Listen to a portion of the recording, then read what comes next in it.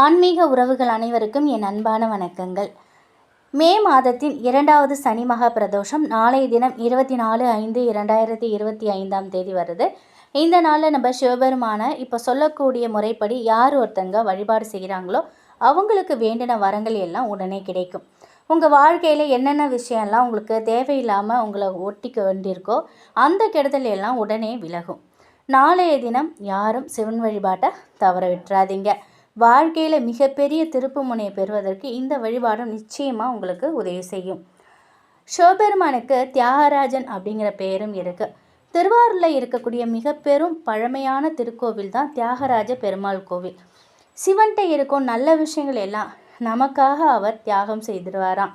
நம்மிடம் இருக்கும் கெட்ட விஷயங்கள் எல்லாமே அவர் தன்னுக்குள்ளே ஈர்த்து கொள்வாராம். சிவனுடைய சுபாவமே இதுதானே. சிவன் தனக்கென்று எந்த நல்லதையும் வச்சுக்காம அடுத்தவங்களுக்கு தியாகம் செய்யக்கூடிய இடத்தில் இருக்கிறதுனால தான் இவங்களுக்கு தியாகராஜன் அப்படிங்கிற பெயரும் வந்துதான். சரி, நாளைய தினம் பிரதோஷத்துக்கு என்ன செய்கிறதுன்னு பார்க்கலாம். பிரதோஷ நேரங்கிறது மாலை 4:30 மணிலேருந்து 6 மணி வரைக்கும் இருக்கும். இந்த இடைப்பட்ட நேரத்தில் குறைஞ்சது ஒரு 24 நிமிடங்கள் சிவன் கோயிலில் இருக்கும்படி பார்த்துக்கோங்க. அது எந்த 24 நிமிடங்களாக இருந்தாலும் சரிதான். நாளை சனிக்கிழமை வரக்கூடிய மாலை 5 மணிலேருந்து 6 மணி வரைக்கும் சுக்கிர ஓரை இருக்குது. இந்த நேரத்தில் சிவன் கோயிலில் இருந்தீங்கன்னா ரொம்ப ரொம்ப சிறப்பு. இதற்கு இடைப்பட்ட 1 மணி நேரத்தில் வரக்கூடிய ஏதாவது ஒரு 24 நிமிஷம், அதாவது 5 மணிலேருந்து 6 மணிக்குள்ளே ஒரு 24 நிமிடம், இந்த 24 நிமிடத்தை சனி மகா பிரதோஷ நேரத்தை பயன்படுத்திக்கோங்க. 24 நிமிடம் அப்படிங்கிறது ஒரு நாழிகை. பிரதோஷ நாளில் பிரதோஷ நேரத்தில் சிவன் கோயிலில் அமர்ந்து 2 மகா சக்தி வாய்ந்த மந்திரத்தை சொல்லணும். ஒன்று சிவன் ருத்ர மந்திரம், 2வது சிவபுராணம். இந்த 2 பாடல்களையும் படிச்சுட்டு சிவபெருமான்கிட்ட நீங்கள் என்ன வரம் கேட்குறீங்களோ நிச்சயமாக கிடைக்கும். சிவன் ருத்ர மந்திரம் பார்த்தீங்கன்னா, ஓம் நமோ பகவதே ருத்ரேயே, ஓம் நமோ பகவதே ருத்ரேயே. இது சிவன் ருத்ர மந்திரம். அடுத்தது சிவபுராணம். நமச்சிவாய வாழ்க, நாதன் தாள் வாழ்க, இமைப்பொழுதும் என் நெஞ்சில் நீங்காதான் தாள் வாழ்க, கோகழியாண்ட குருமனிதன் தாள் வாழ்க, ஆகமமாகி நின்ற நிப்பன் தாள் வாழ்க. இந்த சிவபுராணத்தில் இருக்கக்கூடிய முதல் 4 வரிகளை மட்டும் இப்போ நம்ம பார்த்தோம். இதோட முழு பாடலையும் நீங்கள் படிங்க. இப்போ உங்களுக்கு யூடியூப்லேயே இந்த மாதிரி பாடல்கள் எளிமையாக கிடைக்கிது.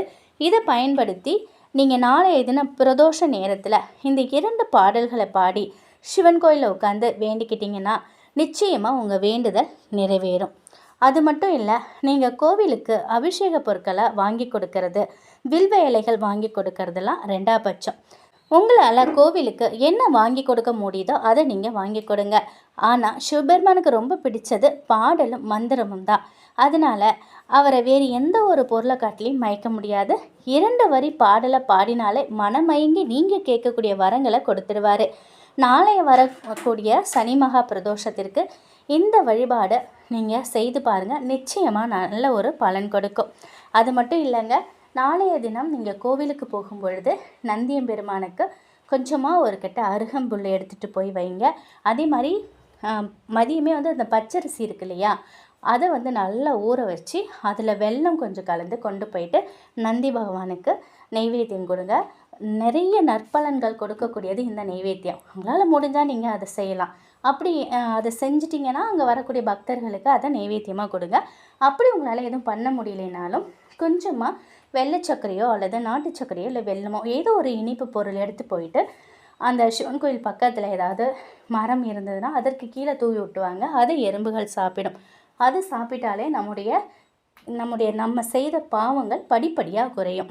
நிச்சயம் இந்த அந்த 5 மணிலேருந்து 6 மணிக்குள்ளே அந்த சுக்கிர ஓரை இருக்கு இல்லையா, அதில் இந்த 24 நிமிடத்தை ஏதோ ஒரு 24 நிமிடத்தில் நீங்கள் மனமுருகி சிவபெருமான்கிட்ட உங்களுக்கு என்ன தேவையோ அதை கேளுங்க. கண்டிப்பாக உங்களுக்கு என்ன தேவைங்கயோ அதை அவங்க கொடுப்பாங்க. முழு மனதோடு வேண்டிக்கோங்க. மகாலட்சுமி தாயாருக்கு ஐஸ்வர்யத்தை அள்ளி கொடுத்த தெய்வம் ஐஸ்வர்யேஸ்வரர். அதே போல் குபேரருக்கு குபேர பதவியை கொடுத்த நம்ம சிவபெருமான் நிச்சயமாக நம்ம கேட்குறதையும் நமக்கு கொடுப்பாங்க. நம்முடைய கடன் படிப்படியாக குறையும். அது மட்டும் இல்லாமல் இந்த வெல்லம் கொண்டு போய் நீங்கள் போடுறீங்க இல்லையா, இனிப்பு, அது நம்முடைய கர்ம வினை படிப்படியாக குறையிறதுக்கு உதவி பண்ணும்.